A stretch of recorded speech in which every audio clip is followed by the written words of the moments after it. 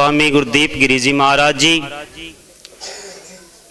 साहिब सतगुरु रविदास महाराज जी, उन्हां दी पावन हजूरी विच विराजमान समूह साध संगत जीओ, आप सबनों जय गुरुदेव, जय श्री गुरु रविदास महाराज जी।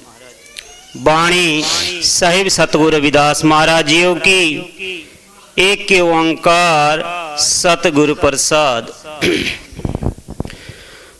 खोजत किथों फिरै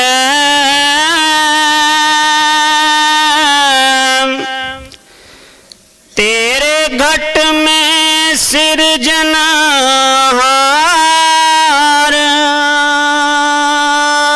टेका। खोजत किथों फिरै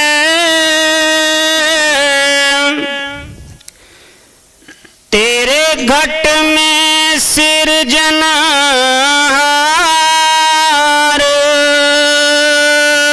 टेक।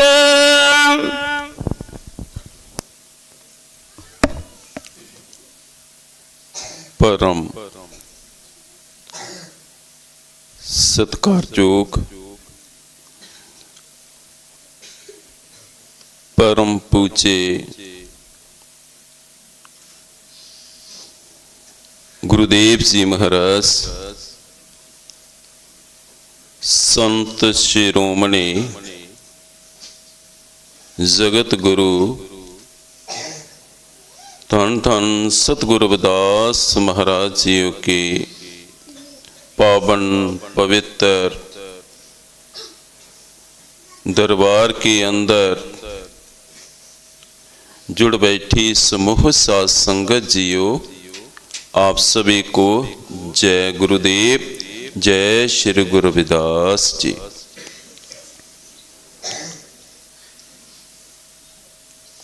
सुगुर प्यारी सत्संगत जीओ, आप सभी बहुत ही भाग्यशाली हो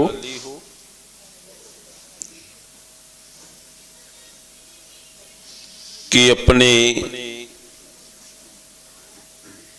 जरूरी कार्यों में वक्त निकाल कर गुरु घर में आकर उस मालिक परम पिता परमात्मा ईश्वर की याद में यहां एकत्र हुए हो। ये जो मानस जन्म है अनमोल जन्म है, बहुत कीमती जन्म है, दुर्लभ जन्म है जी। बहुत देर के बाद हमें प्राप्त हुआ है। इससे पहले हम कई जूनियों में भरमते रहे, भटकते रहे। ईश्वर के साथ हमारा मिलाप नहीं हो पाया। ईश्वर के साथ मिलाप करने के लिए प्रभु भक्ति करना, भजन बंदगी करना, सिमरन करना, सेवा करना, ये कार्य आवश्यक है, जरूरी है। मानस जन्म के अलावा और कोई भी ऐसा जन्म नहीं है जिस जन्म को प्राप्त करके हमारी जीव आत्मा सिमरन कर सकती, भजन बंदगी कर सकती, सेवा कर सकती। वो केवल और केवल एक ही अवसर है, एक ही जन्म है, एक ही जून है, वो है मानस जन्म। और जे मानस जन्म हमें जो प्राप्त हुआ है, इसकी प्राप्ति का मकसद मालिक परम पिता परमात्मा से मिलना है। गोविंद मिलन की ये तेरी वरिया। गुरु साहिब जी फरमाते हैं कि इतनी जूनियों में भरमने के पश्चात भी आप उस मालिक परम पिता परमात्मा से अपना मिलाप नहीं कर पाए। और इस जीव आत्मा का उस मालिक परम पिता परमात्मा से मिलना अति आवश्यक है, जरूरी है। जितनी देर तक जी मालिक परम पिता परमात्मा के साथ मिलनी जाती, उतनी देर तक इसके दुखों का कभी अंत नहीं होगा। इसके जन्म मरण का जो चक्कर है, आवागमन का जो चक्कर है, वो कभी भी समाप्त नहीं होगा। इसलिए इस जीव आत्मा का उस मालिक परम पिता परमात्मा से मिलना अति आवश्यक है। सो मालिक ने इसीलिए हमें जी अवसर दिया है, एक वक्त दिया है, जन्म दिया है उस मालिक परम पिता परमात्मा से ही मिलने का। जैसे डॉक्टर साहब आप जी को बता के गए कि सबसे उत्तम महान जो वस्तु है, पदार्थ है, चीज है, वो सत्संग है। सत्संग में आने से ही हमें प्रभु के प्रति ज्ञान प्राप्त होता है, प्रभु के साथ मिलने की जुक्ति हासिल होती है, प्रभु के प्रति मन में प्रेम प्यार पैदा होता है सत्संग में आने से। सो आप सभी भाग्यशाली हो कि आप अपने कार्यों से वक्त निकालकर ये जो बहुत जरूरी कार्य है हमारे जीवन के लिए सत्संग, उसमें आकर बैठे हो। पाठी जी ने शब्द का उच्चारण किया है, खोजत किथों फिरे तेरे घट में सिरजनहार। सतगुरु रविदास महाराज जी की पवित्र बाणी, अमृत बाणी का शब्द है। इस शब्द के भीतर सतगुरु जी जीव को समझा रहे हैं, सावधान करते हैं, समझाते हैं कि वो जो ईश्वर है, वो जो प्रभु परमात्मा है, वो कहां है। जैसे पहले बेनती की है ना कि प्रभु के साथ मिलना हमारे लिए अति आवश्यक है, लेकिन प्रभु के साथ मिले कहां, प्रभु है कहां है। मंदिर में जाएं, गुरुद्वारे में जाएं, किसी मस्जिद में जाएं, कहां जाएं, प्रभु कहां बैठा है, कहां उसके साथ हमारा मिलाप होगा। हम प्रभु को बाहर ढूंढ रहे हैं। हर व्यक्ति कोशिश कर रहा है किसी तरीके से मेरा मिलाप उस ईश्वर परमपिता परमात्मा से हो जाए, मिलन हो जाए। इस इच्छा को लेकर वो कई तरह के कार्य कर रहा है, कोशिशें कर रहा है, किसी भी तरीके से वो मालिक परमपिता परमात्मा की मुझे प्राप्ति हो जाए। कई प्रकार के कर्म कांड करता है, कोई जंगलों में जा रहा है, कोई पहाड़ों में बैठकर तप कर रहा है कि किसी भी तरीके से वो मालिक परमपिता परमात्मा मुझे मिल जाए। लेकिन सतगुरु रविदास महाराज जी फरमाते हैं, खोजित किथों फिरे। ऐ जीव, ऐ इंसान, तू मालिक नु किथे खोजदा फिर रहा है, उसकी खोज कहां कर रहा है। बाहर जंगलों में, पहाड़ों में,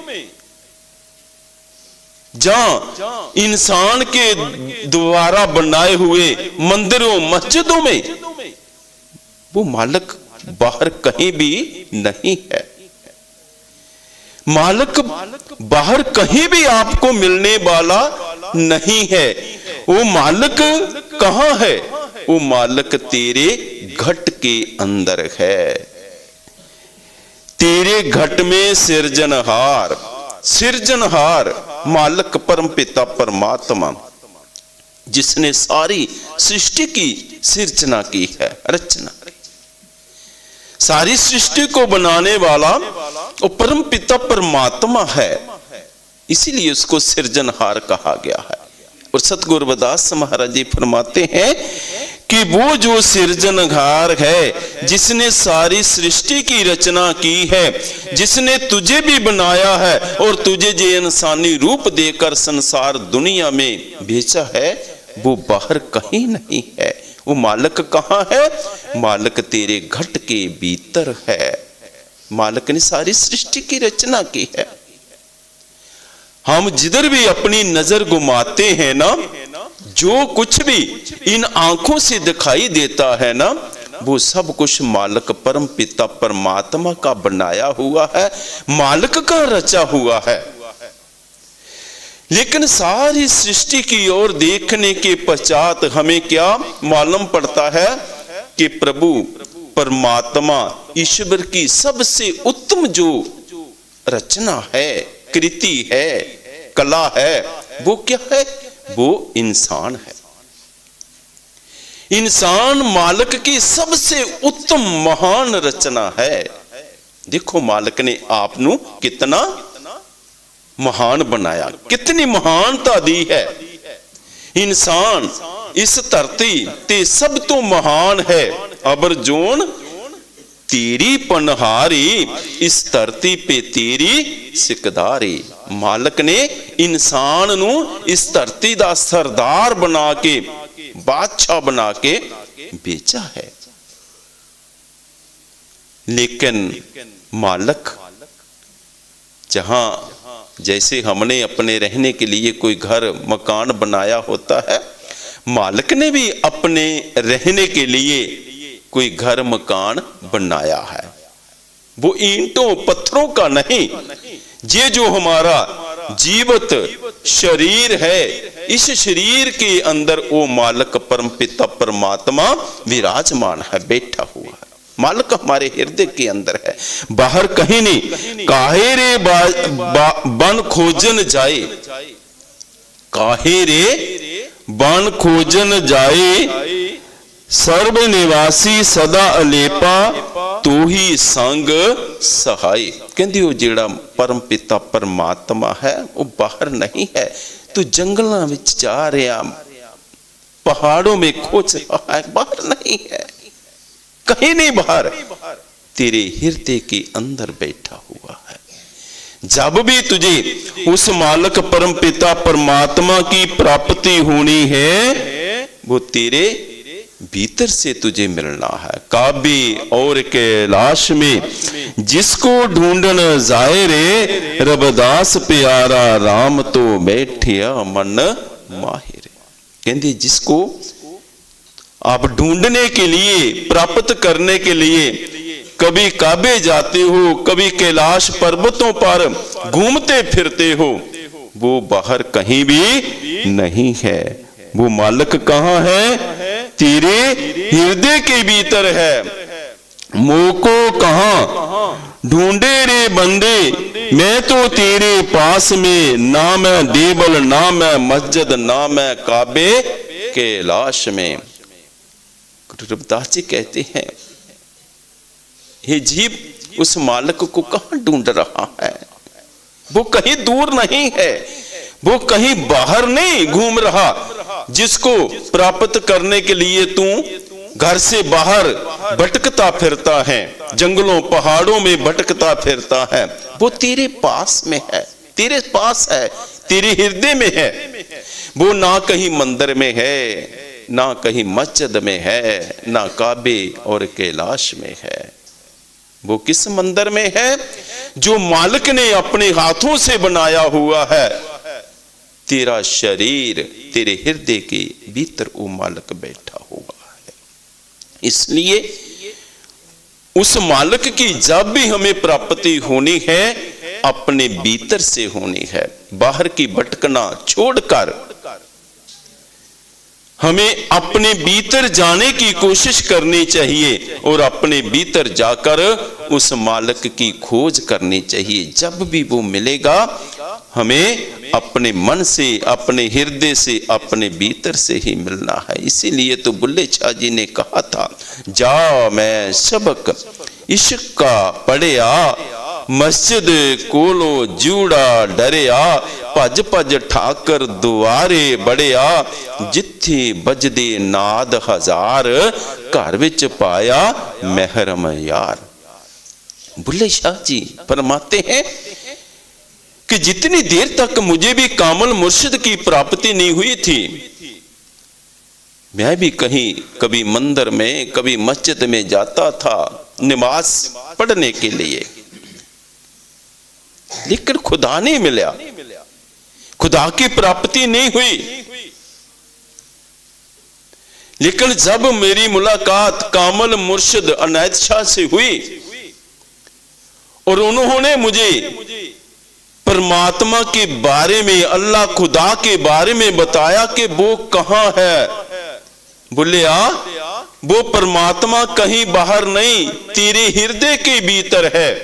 और उन्होंने मुझे अपने अंदर भीतर जाने की जुक्ति दी, और उस जुक्ति को हासिल करके बुल्ले शाह जी कहते, जब मैंने अपने भीतर जाना शुरू कर दिया तो घर में पाया महरम यार। जब मैं इस घर के अंदर गया तो वो जो महरम, मेरा प्रीतम, मेरा मालिक, मेरा यार, जिसको मैं बाहर खोज रहा था, बाहर ढूंढ रहा था, वो मुझे अपने भीतर से ही प्राप्त हुआ। इसलिए वो ईश्वर हमारे भीतर है। जब भी उसकी प्राप्ति होनी है हमें अपने हृदय से होनी है। इसलिए बाहर के कर्म कांड छोड़कर, झूठी पाठ पूजा छोड़कर हमें सच्चे मन से उस मालिक परम पिता परमात्मा को याद करना चाहिए, उसकी जरूर प्राप्ति होगी। गुरु साहिब जी फिर अपनी पवित्र वाणी में आगे फरमाते हैं, कस्तूरी मृग पास है रे, ढूंढत घास फिरे, पाछे लागो काल पार दी, छिन में प्राण हरे, कस्तूरी मृग पास है, ढूंढत घास फिरे, पाछे लागो काल पार दी,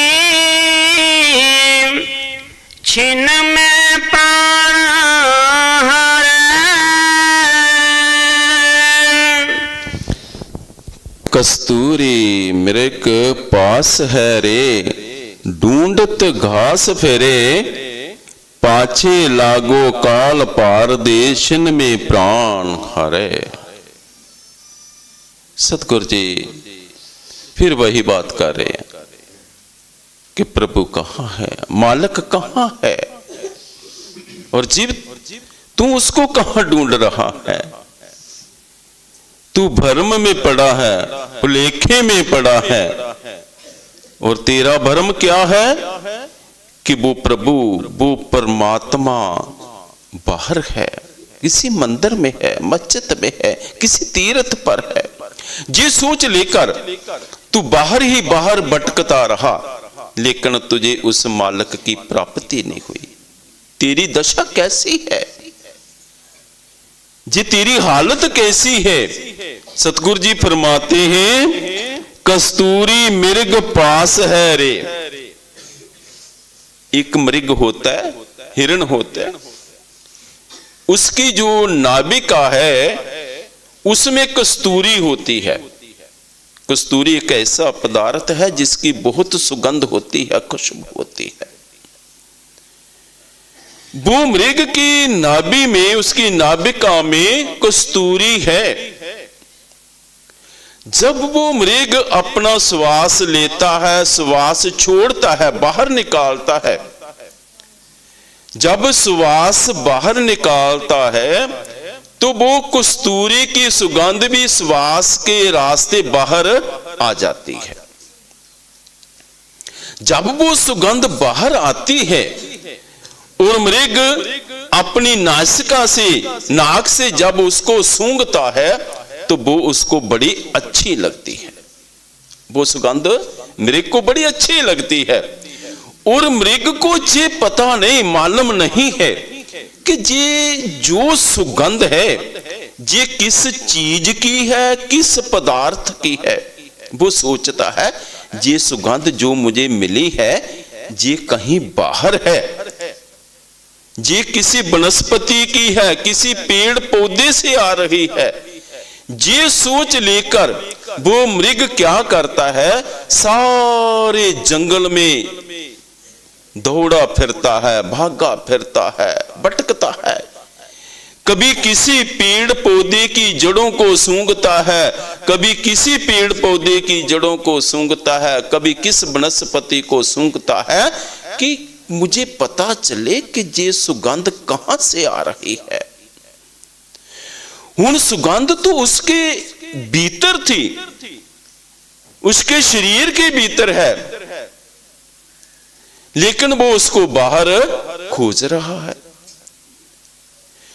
अब वो मृग जितना मर्जी इधर उधर भाग ले, सारे जंगल में भटकता रहे, सारी वनस्पति को सूंघता रहे, लेकिन वो कहीं भी वो खुशबू, वो कस्तूरी की सुगंध उसको बाहर कहीं भी मिलने वाली नहीं है। उसकी प्राप्ति के लिए वो सारा दिन दौड़ता भागता है, लेकिन कहीं भी उसको प्राप्त नहीं होती। क्यों?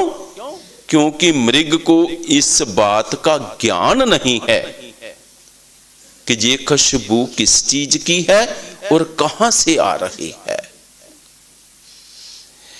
यही बात गुरु रविदास जी ने एक दूसरे शब्द में भी कही है, जैसे कुरंक ने पायो भेद तन सुगंध ढूंढे परदेश। यही बात, बिल्कुल यही बात गुरु जी ने दूसरे शब्द में कही। जैसे कुरंक कहा मृग को, हिरण को, ना पायो भेद, उसको इस बात की जानकारी नहीं आई, वो इस भेद को समझ नहीं पाया। तन सुगंध कि ये सुगंध उसके तन के भीतर है, शरीर के भीतर है, उसको पता नहीं चला कि ये सुगंध उसके शरीर के भीतर है। लेकिन वो भ्रम में पड़ा हुआ क्या करता है, ढूंढे परदेश, बाहर ढूंढता फिरता है, घूमता फिरता है, लेकिन बाहर से उसे कहीं भी वो सुगंध मिलने वाली नहीं है। ऐसे ही गुरुजी फरमाते हैं, बाहर को खोजत का फिरे घट भीतर ही खोज, रविदास उन्मन साध कर देखो पिया की ओज। गुरुदास जी फरमाते हैं, बाहर खोजत का फिरे, कहते क्या ढूंढ रहा है, बाहर घूम रहे हैं, क्या खोज रहा है। बाहर तुझे कुछ भी मिलने वाला नहीं, घट भीतर ही खोज।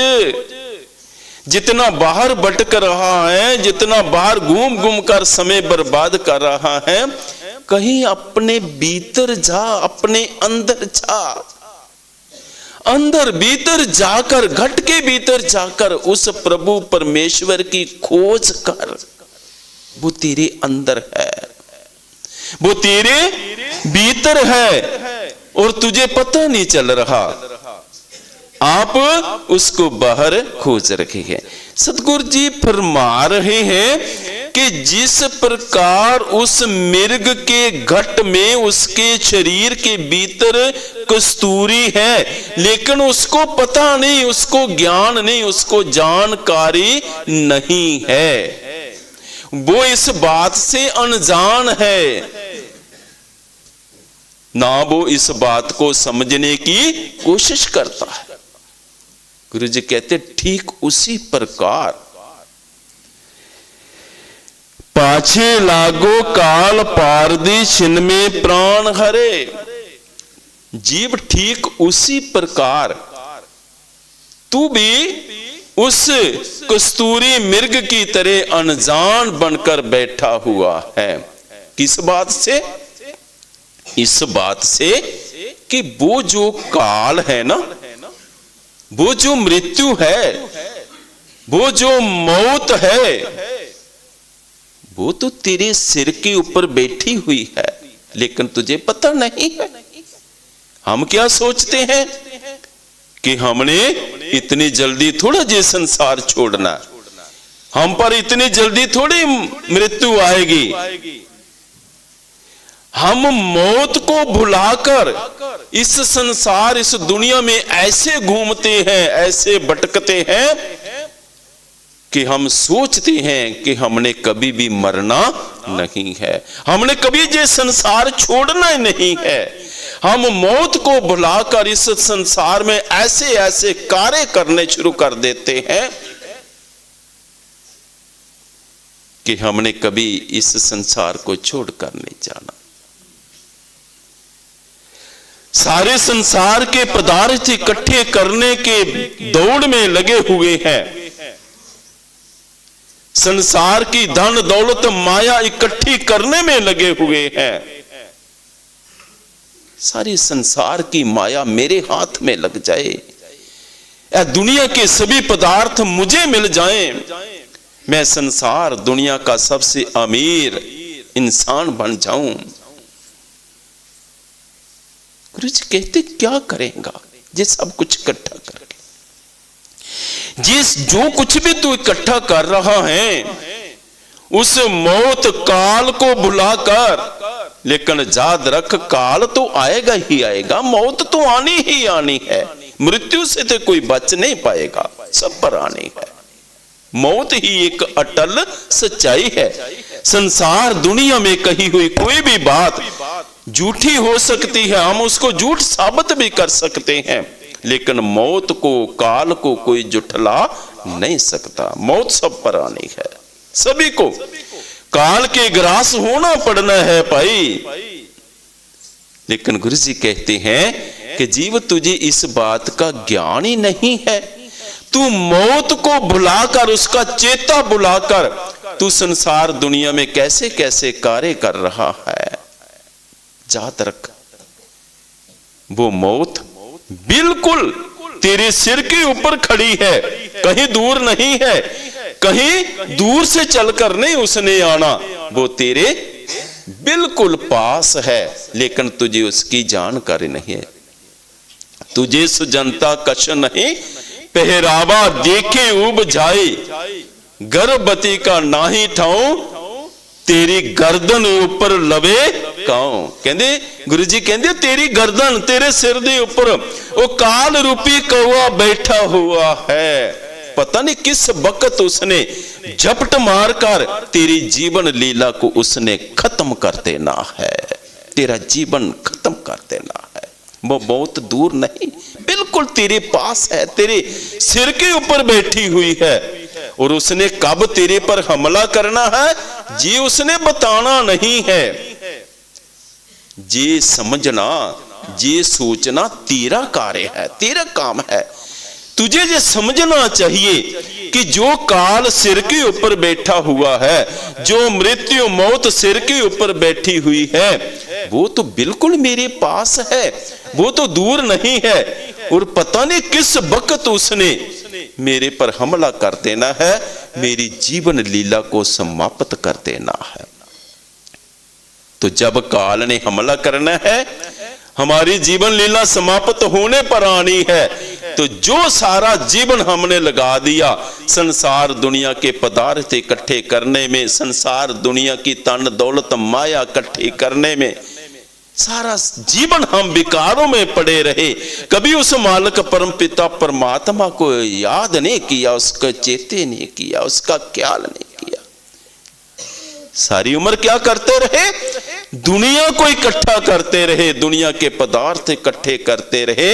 लेकिन सतगुरु रविदास महाराज जी फरमाते हैं कि वो आखिरी वक्त कुछ भी तेरे साथ नहीं जाएगा, सब कुछ जहां का जहां ही रह जाएगा। अगर काश किते तुझे इस बात का ज्ञान हो जाए, तुझे मौत की याद आ जाए, तुझे ये याद रहे कि मौत मेरे सिर पर है, तो तब तू कभी कोई बुरा काम नहीं करेगा।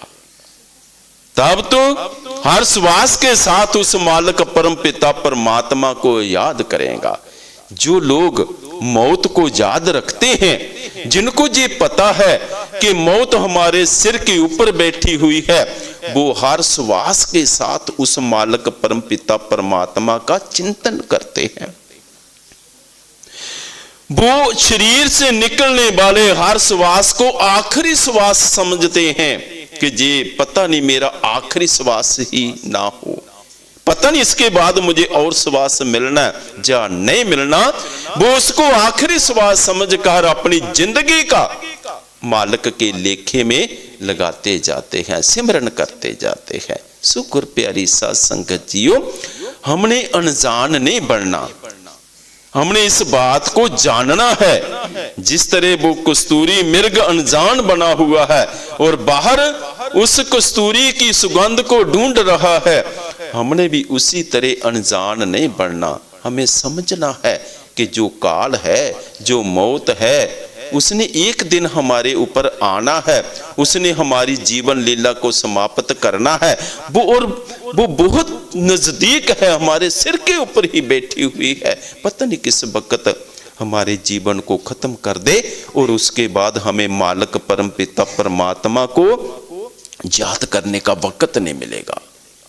पता जब मौत आती है तो एक भी श्वास नहीं मिलता, जीव तड़पता है, मिन्नत करता है, मालिक परम पिता परमात्मा के आगे हाथ जोड़कर अरदास करता, प्रभु एक ही श्वास और दे दे जी, जो मेरा परिवार है मैं उनको देख सकूं, जो मेरे पास खड़े मैं उनसे कोई बात कर सकूं। एक भी श्वास उस वक्त उधारा नहीं मिलता। तो आज हमारे कितने श्वास व्यर्थ जा रहे हैं ये दुनियावी धन दौलत माया इकट्ठी करने में, विषय विकारों, शराबों, कबाबों, निंदा चुगली में कितना कुछ हम बर्बाद कर रहे हैं। सतगुरु जी फरमाते हैं कि ऐसा नहीं करना, आपको क्या करना है? काल मौत को बिल्कुल नजदीक समझकर उस मालिक परम पिता परमात्मा को याद करना है। गुरु जी फिर अपनी पवित्र वाणी में आगे, ईड़ा पिंगला सुख मना नाड़ी, जा मैं चित ना तरे, सस्तार में बमर गुफा है, भमरा गूंज करे, ईड़ा पिंगला सुख मना नाड़ी, जा मैं चित ना तरे, सस्तार में भमर गुफा है, भमरा गूंज करे। ईड़ा पिंगला सुख मना नाड़ी, जामे चितना धरे, संसरदार मही बंबर गुफा है, बंबरा गूंज करे। ईड़ा पिंगला सूक्ष्म नाड़ी, ये हमारी ईड़ा है और ये पिंगला है, और जहां पर सूक्ष्म नाड़ी है, जहां ये तीनों आपस में मिलते हैं, वो त्रिवेणी है, त्रिकुटी है। जहां ईड़ा पिंगला और सूक्ष्म नाड़ी तीनों का मेल होता है, जहां पर ये त्रिकुटी महल है। इसको कई महापुरुषों ने इस शरीर की, इस काया की कांशी कहा है। कोई समय था जब काशी बनारस को रूहानियत की नगरी कहा जाता था, ज्ञान की नगरी कहा जाता था, जहां पर कितने विद्वानों ने जन्म लिया, कितने संतों महापुरुषों ने, गुरुजनों ने जन्म लिया। सतगुरु रविदास महाराज जी का जन्म काशी में हुआ, बनारस में। सतगुरु कबीर जी का जन्म बनारस काशी में हुआ।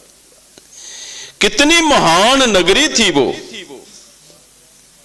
गुरु जी कहते हैं कि ये जो जगह है ना, ये भी इस सारी काया शरीर की काशी है, जहां से ही हमें जो भी ज्ञान प्राप्त होना है, जहां से होना है, इसी जगह से, त्रिकुटी से। सतगुरु जी फरमाते हैं, तामे चितना धरे। गुरु जी फरमाते हैं कि जीव तू इस जगह पर अपने ध्यान को एकत्रित क्यों नहीं करता, अपने चित्त को जहां पर एकत्र क्यों नहीं करता, अपने ध्यान ख्याल को। जी हमारा जो शरीर है ना, इसके जी एक मकान की तरह है, एक किले की तरह है, जिसके 9 दरवाजे हैं।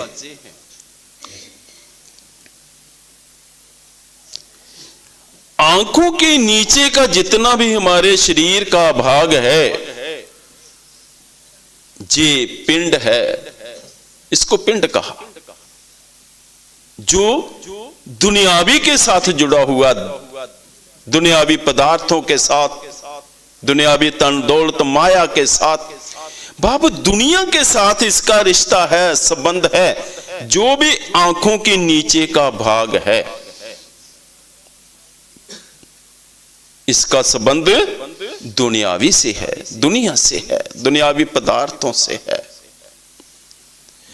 जितनी देर तक हमारी जो सुरत है, हमारा ध्यान है, जे आंखों से नीचे नीचे रहता है, तो जे दुनिया में भटकता रहता है, दुनिया में भरमता है, इसमें दुनिया के ख्याल आते जाते रहते हैं।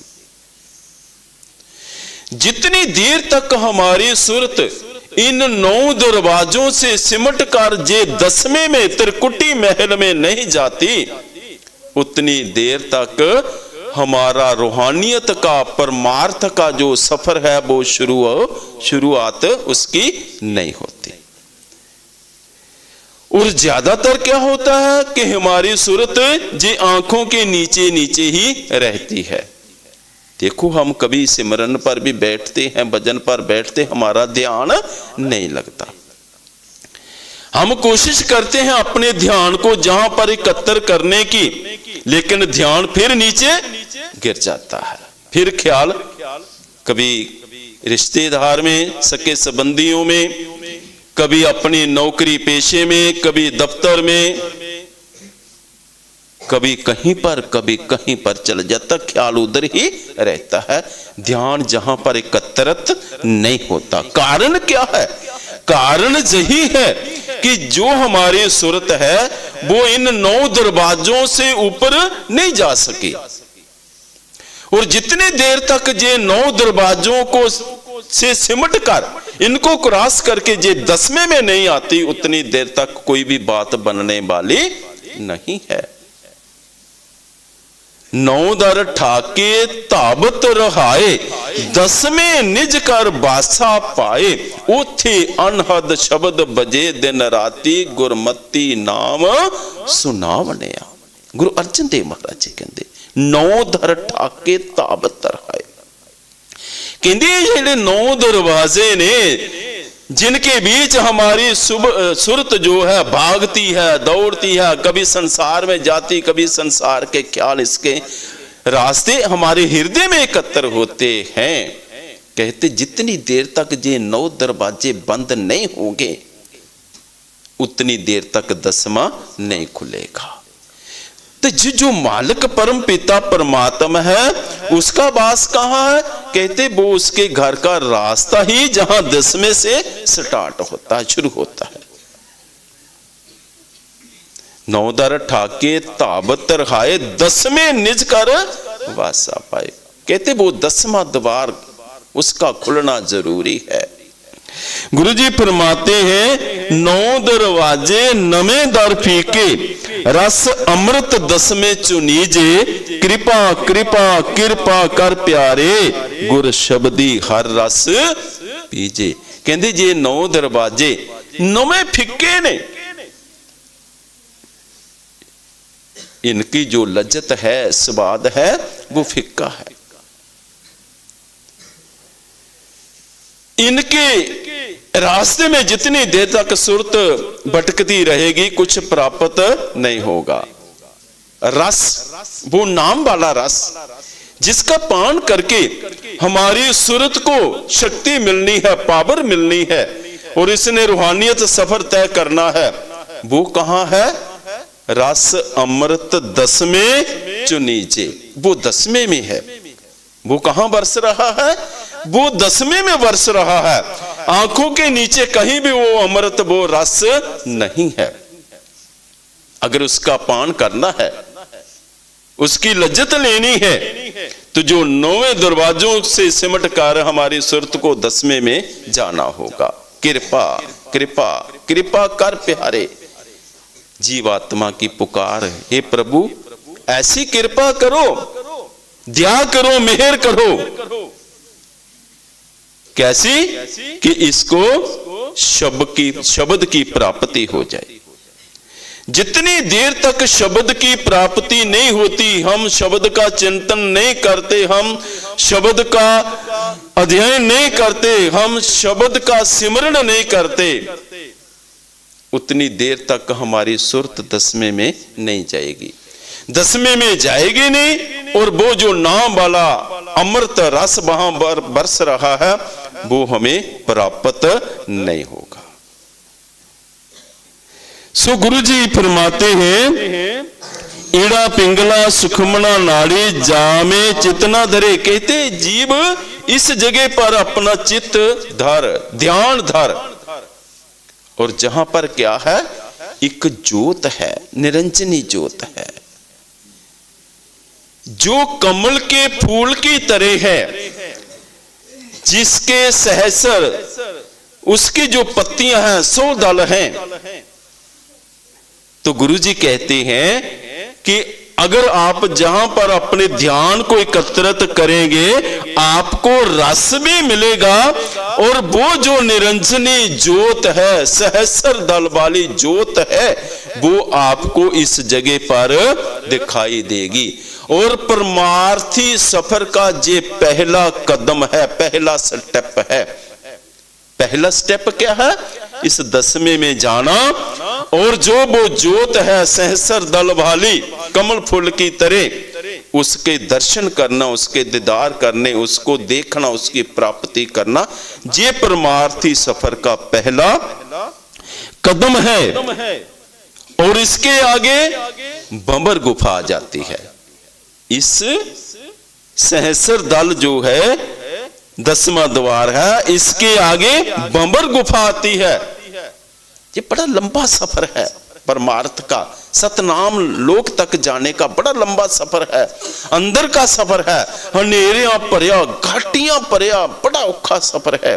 गुरु जी कहते इसके आगे बंबर गुफा आएगी, एक गुफा है, और जहां पर नाम की धुन लगातार हो रही है, जैसे भंवरा गूंजता है, गुंजार करता है, अपनी आवाज निकालता है, उसी तरह वो नाम की जो गूंज है लगातार इस गुफा में हो रही है, इस भंवर गुफा में।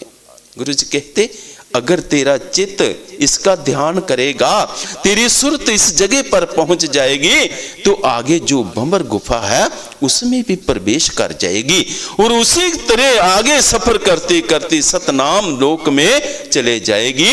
लेकिन जरूरत है इस जगह पर अपनी सुरत को एकत्र करने की। जरूरत है इन 9 दरवाजों से सिमट कर अपनी सुरत को इस जगह पर एकत्र करने की। जब जहां पर एकत्र हो जाएगी, सुरत जहां आ जाएगी ना, तब हमारा इस शरीर के साथ कोई रिश्ता नहीं रहेगा। हम बैठे हैं, हमें पता नहीं चलेगा हम बैठे हैं, हमारा शरीर हमारे साथ है, हमारा परिवार कहाँ है, हमारा घर बार कहाँ है, किसी के साथ कोई रिश्ता नहीं रहता। क्योंकि इनके साथ रिश्ता कब तक है? जब तक हमारी सुरत इन आंखों तक है, आंखों के नीचे है। जब आंखों को क्रॉस करके ऊपर चले जाती है तो इस शरीर से, दुनियादारी से, सबसे हमारा रिश्ता नाता टूट जाता है और हमारा ध्यान जहां एकत्रित हो जाता है, ध्यान जहां जब एकत्रित होता है तो हमारी लिव मालक के साथ जुड़ना शुरू हो जाती है। सो गुरु प्यारी साध संगत जियो, हमने भी अपने ध्यान को जहां पर एकत्रित करने की कोशिश करना है। गुरु जी फिर अपनी पवित्र वाणी में आके फरमाते हैं, दिल दयाव हीरा लाल है, गुरमुख समझ पर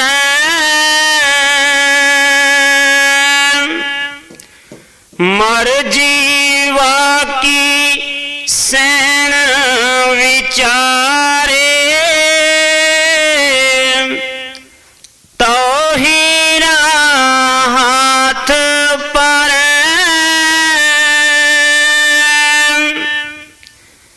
दिल दरियाव हीरा लाल है, गुरमुख समझ पर मर जीवा की सैन विचार, तो हीरा हाथ पर।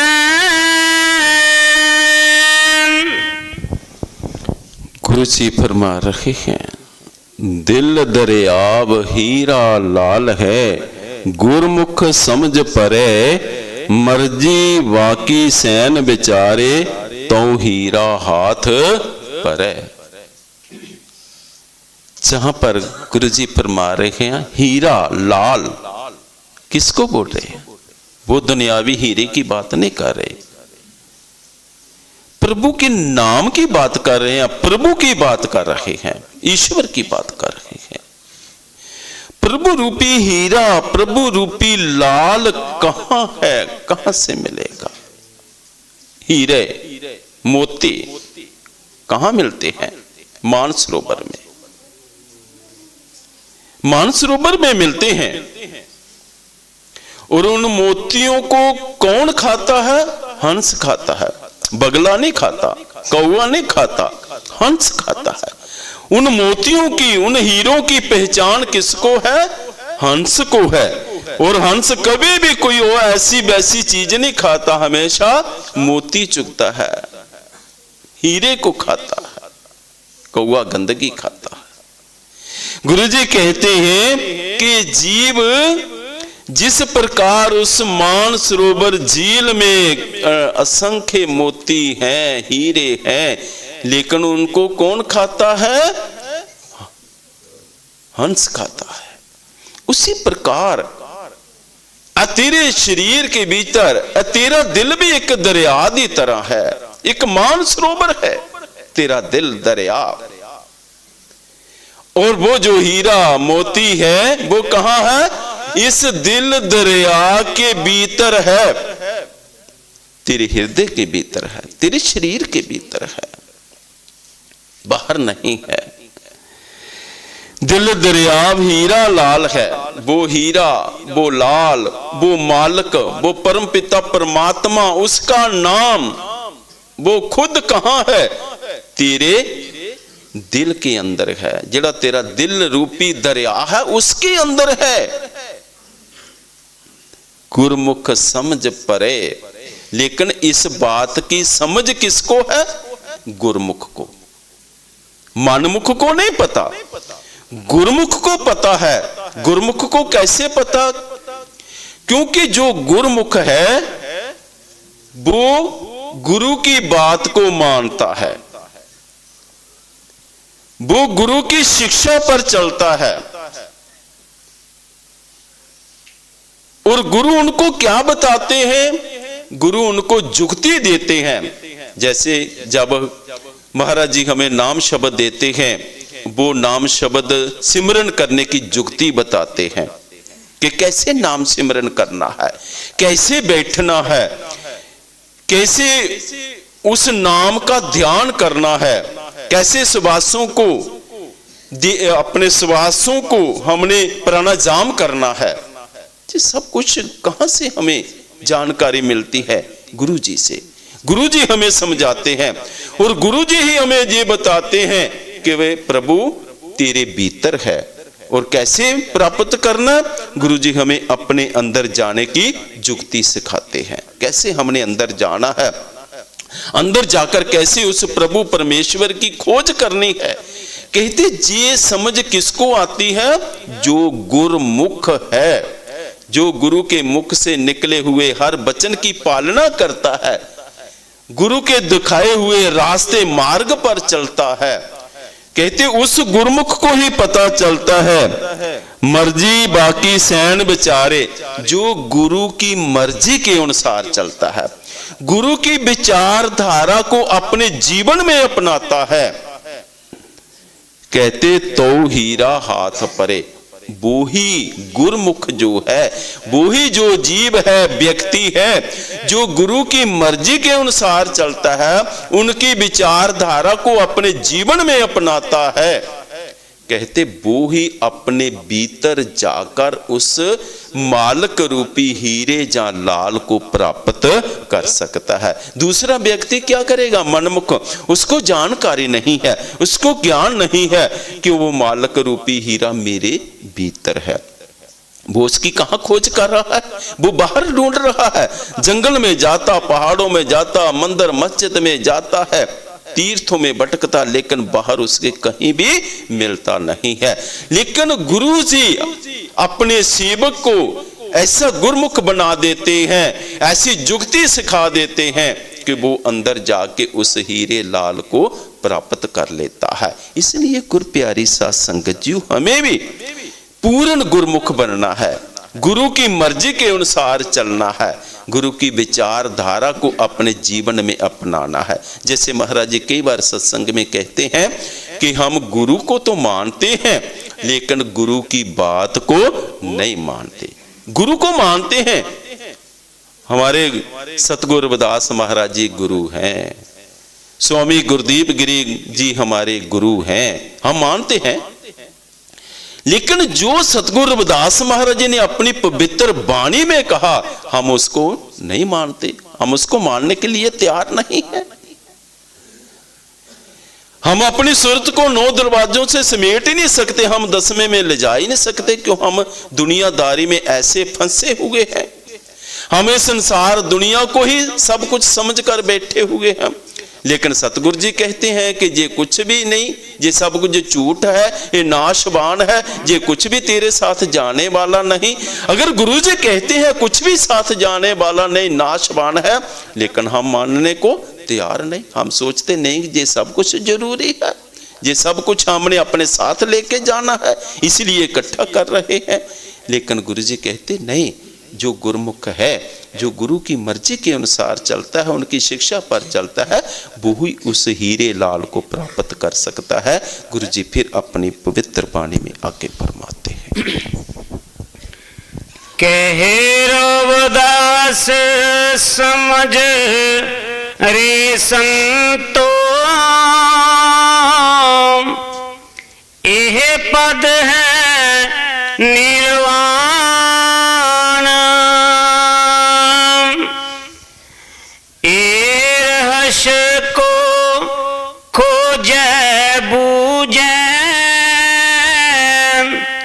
सो है संत सुजान, कह रविदास समझ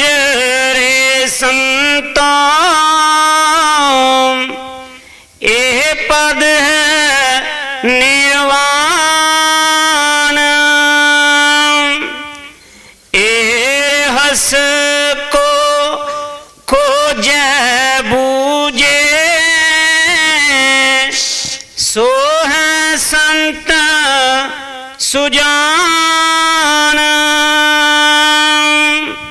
शब्द की अंतिम पंक्तियों में सतगुरु रविदास महाराज जी फरमा रहे ने, कहे रविदास समझ रे संतो, यह पद है निर्वाण, यह रहस को खोजे बूझे सो है संत सुजान। कहे रविदास समझ रे संतो, ऐ संसार दुनिया के लोगों, मेरी बात को समझने की कोशिश करो। ये पद निर्वाण कहते, ये जो पद है ना 10वां, जहां से आपका सफर शुरू होगा और जहां से सफर करने पर ही आपको निर्वाण मुक्ति मिलेगी। 10वें के नीचे नहीं है, 10वें के ऊपर है मुक्ति। अगर मोक्ष प्राप्त करना है, मुक्ति प्राप्त करनी है, तो आपको 10वें में अपना ध्यान एकत्र करना पड़ेगा। 10वें के नीचे नीचे जो भी है हमारी 9 दरवाजे हैं, इनसे सुरत को समेटना पड़ेगा। जितनी देर तक पहले बेनती की, सुरत का इनके साथ 9 दरवाजों के साथ संबंध रहेगा, उतनी देर तक हम निर्वाण पद को प्राप्त नहीं कर पाएंगे।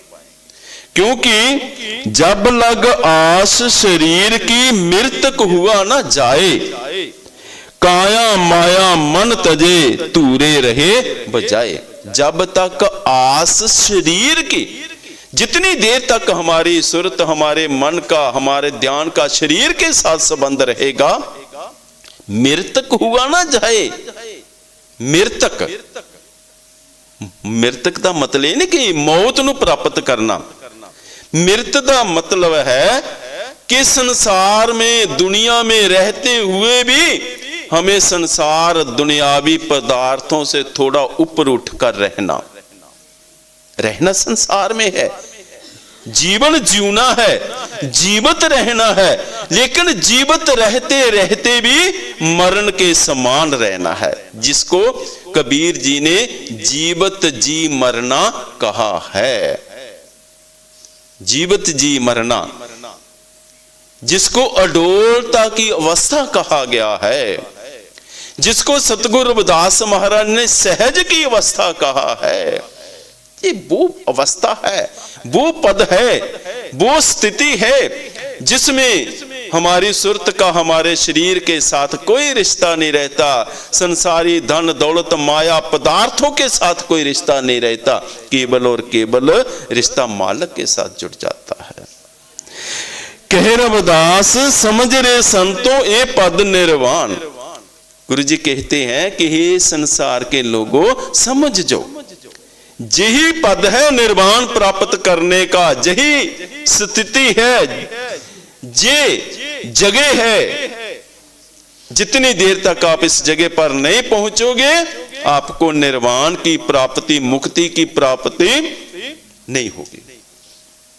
जन्म लेते रहोगे, आते रहोगे, जाते रहोगे, दुख उठाते रहोगे। लेकिन हमें तो मानस जन्म प्रभु के साथ मिलने के लिए मिला था, मुक्ति हासिल करने के लिए मिला था, जन्म मरण का चक्कर से छुटकारा पाने के लिए मिला था। अगर हमने वो कोशिश नहीं की तो फिर मानस जन्म प्राप्त करने का भी कोई फायदा नहीं है। फिर क्या फायदा हुआ? इतना कीमती जन्म मालिक ने अपने जैसा रूप दिया, इतना महान बना के हमें संसार दुनिया में भेजा। लेकिन अगर हम जहां पर पशुओं की तरह अपना जीवन व्यतीत करके चले गए तो फिर संसार दुनिया में आने का कोई फायदा नहीं है। इसलिए गुरुजी फरमाते हैं, ये रहस्य को खोजे बूझे सोहा संत सुजान। जो इस रहस्य को समझ जाता है, इस भेद को समझ जाता है, क्या कि जो मोक्ष है वो इस जगह पर है, इस जगह से आगे है, नीचे नहीं है।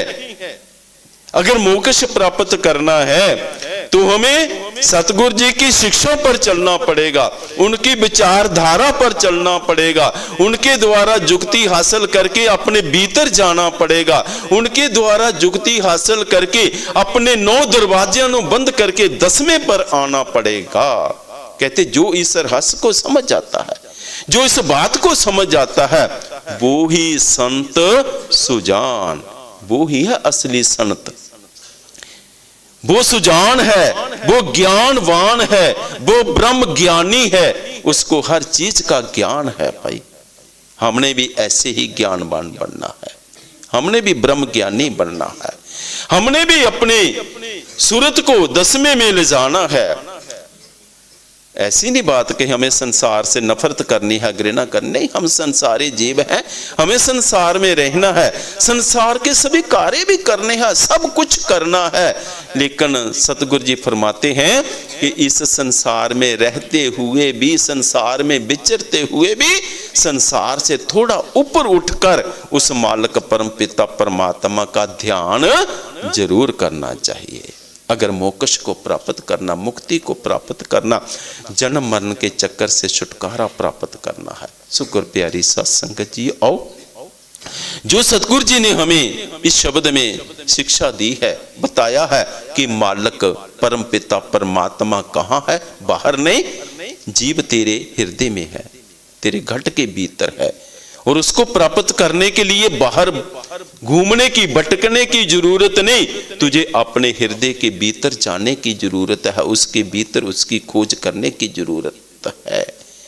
और मोक्ष प्राप्त करने के लिए 10वें पर पहुंचने की जरूरत है। और सारे सतगुरु जी की इन बातों पर ध्यान दें, इनको अपने जीवन में अपनाएं, सिमरन करें, नाम की कमाई करें, और जो अपना मिलाप है वो उस परम पिता परमात्मा के साथ करके अपने जीवन को सफल करें। यही सतगुरु जी का आज के शब्द का हमें सच्चा संदेश है। जय गुरुदेव, जय श्री गुरु रविदास जी। आओ सारी संगत मिलके आरती के साथ जुड़े।